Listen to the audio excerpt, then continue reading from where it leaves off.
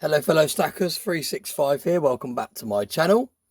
So in today's video I wanted to talk about the cashless society that seems to be forced upon us.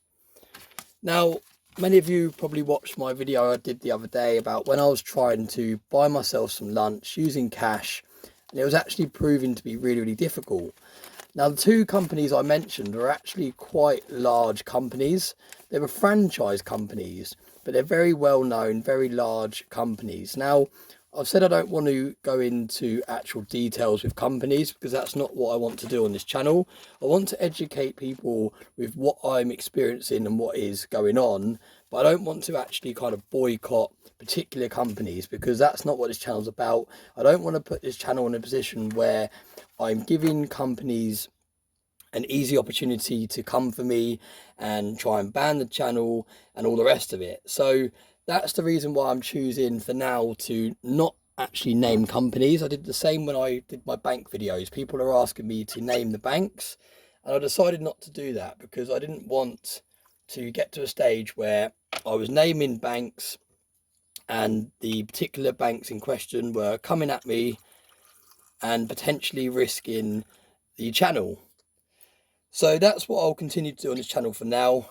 I don't know enough about kind of copyright laws and slander laws and all the rest of it to be risking this channel being taken down. This channel has built up very quickly over my experiences, and I think that just sharing my experiences is enough for people to get the picture. Now, many of you have experienced situations where they've gone into their bank and they can't get their cash out.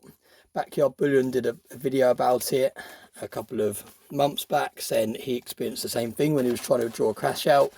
And there are other videos out there. The Gold Standard has done a couple of videos where he's actually had a hidden camera and he's gone in and done some experiments where he's tried to draw out large sums. Now, so far he's done 3 videos, I believe, and 2 out of the 3 he actually got hold of the money, and one of the times they actually threatened to call the police. I believe they might have even called the police. You'll have to watch his video. I'll leave a link to it in this description of this video if you want to check it out. But long story short, I want to kind of just open people's eyes to what is going on in the world. And I don't want to target particular companies or anything like that because I don't feel the need to target actual companies. The whole point of this was to bring awareness and raise awareness to what is going on in the world. And I don't want to go down the route of, like I said, targeting individuals or individual companies and things like that, because I don't want this channel to come under the firing line, if you like. I want to be able to keep running this channel without the worries of people coming for me in terms of businesses trying to get my videos removed, trying to get them demonetized and all the rest of it. Now, with all that being said, I did want to share a story that I found online when I was searching about different businesses going cashless. Now, this particular company we're talking about isn't the one in question, isn't either of the ones in question that I went into, and they refused my cash. But nevertheless, it's still a large company, and it's a really interesting story. Now, this goes back to 30th of August 2022, so last year. Now, I'm just going to read through it, kind of summarising it, but I will leave the link to it in the description of this video so you can actually have a look through yourself. But it says, people protest as some Starbucks outlets to go cashless. Now, you can see someone took a photo there and they posted it on social media, and it all kicked off. And it basically says, we're going cashless from the 1st of October 2022. We'll only be accepting card, contactless and Starbucks rewards payments. So you can see that's a proper official sign that was taken outside of a Starbucks. And you can see that this isn't kind of a short-term thing. It's not like they've got a card machine that stopped working, so they've just kind of written it out on an A4 bit of paper and stuck it to the window with sellotape just to let people know before they go in. This is a proper printed official sign informing people that the store in question is going cashless. And the way I read that, it doesn't just say that particular store.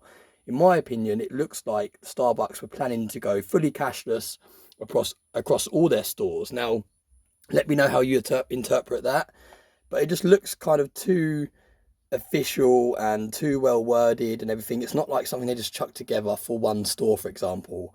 The way it's kind of telling you the dates and what they're going to be accepting and all the rest of it. To me, it looks like they were planning to go cashless across all of their stores.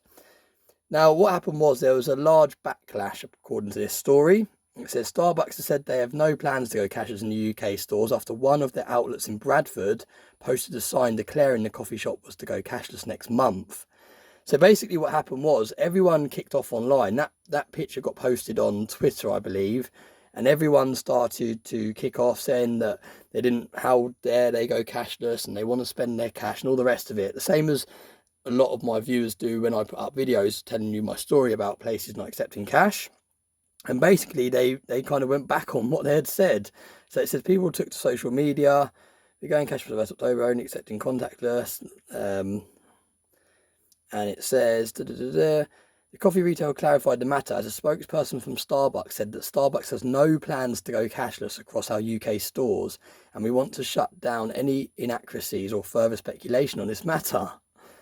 So really interesting that they kind of backpedaled there, because that sign, like I said, is not a temporary sign. You can see that sign is a proper official sign. It's got a clear date from when they want to start going cashless.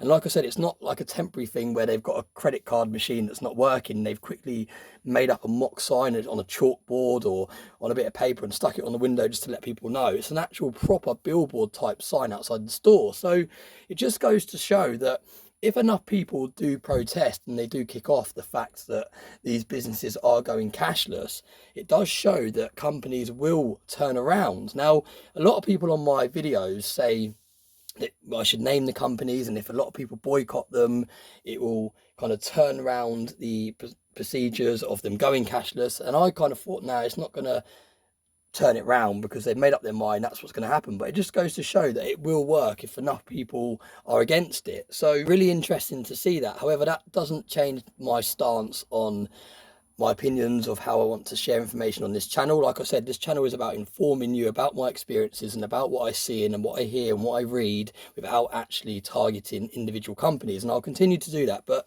I'm happy to read out articles like I just did there, because obviously they're not my words, that's someone else reporting. And I hope you understand the reasons why I've chosen to do it this way. And I just wanted to kind of address it because there are a lot of people, like I said in the comment section, saying that I need to expose these companies and I need to let people know what companies are saying this. But you only have to do a short Google search. You have to just type what companies are going cashless and you'll get lots of different articles telling you which companies are planning to do it and where the kind of protests are coming towards and all that sort of thing. So yeah, it's not too hard to find out what companies are doing it. But for me, like I've explained, I'm not going to be exposing companies like that, because I just don't want this channel to come under fire. I want to keep bringing you information and facts and things that I'm hearing and seeing without having lawyers contact me and all the rest of it. So that's the first thing I wanted to show you. Let me know your thoughts on that in the comment section. Like I said, I will leave a link to that article in the description below so you can have a look at it. Next thing I wanted to show you was a survey from 2019. Now this relates to the USA and Americans, and it says Americans don't buy into a cashless world, and it shows that, I'm not sure exactly how many people they asked. Oh, it says at the bottom there, look, they asked just under 5,000 people and 67% are against it. So you've only got 7% that are all for it, 16% that are okay with it, 9 people that didn't really care. But you can see the majority of people, 67%, which is huge, over half the amount of people asked, do not want to go to a cashless society. So it just goes to show that there are a lot of people out there that are worried about the move towards CBDCs and the move towards a cashless society. And when they do these surveys, it really shows you the actual figures. Now, another thing I found here, and again, I'll try and link the sources in the description where I found these. But this is again talking about the American and the US, and it's basically saying states and the percentages that want it to go cashless. So you can see there's some high percentages in some of the states. So do let me know if you live in a certain one of these states that you can see the percentage on. Does that reflect the reality? Say, for example, you live in Texas and it says 34% of people like the idea of a cashless society. Have you started noticing more and more shops not accepting cash, as opposed to when you go to Colorado, for example, where it's only 28%? Do you think, in your opinion, look where your state is and let me know in the comment section, in your opinion, is that a kind of fairly accurate reflection on how that particular state is reacting to it all? So yeah, it's just really, really interesting. A couple of articles and a couple of kind of surveys there that I wanted to share, just to show you that it does make a difference if you are speaking out about CBDCs and you are kind of boycotting these companies that are pushing it forward. But in my opinion, the government, the Bank of England, all the hierarchies, they've already made up their mind. They know that they want CBDCs to be released very, very soon. So regardless of things being delayed, like what I showed you in the first article, Starbucks have delayed their cashless rollout in the UK because enough people kicked out on social media. But again, it's just delayed it. It's obviously something they want to do. It's obviously something they put a lot of thought into. It's obviously a lot of things that they've adjusted. They wouldn't have just said, right, next month we're not taking cash anymore. They would have obviously had to change a lot of their procedures and trained a lot of their staff, and obviously removed the tills that have the kind of cash in them and all the rest of it. There's a lot that goes into a company as large as Starbucks, for example, turning around and saying next month we're not taking cash. It's not something they just thought up overnight. There's a lot of planning that goes into it.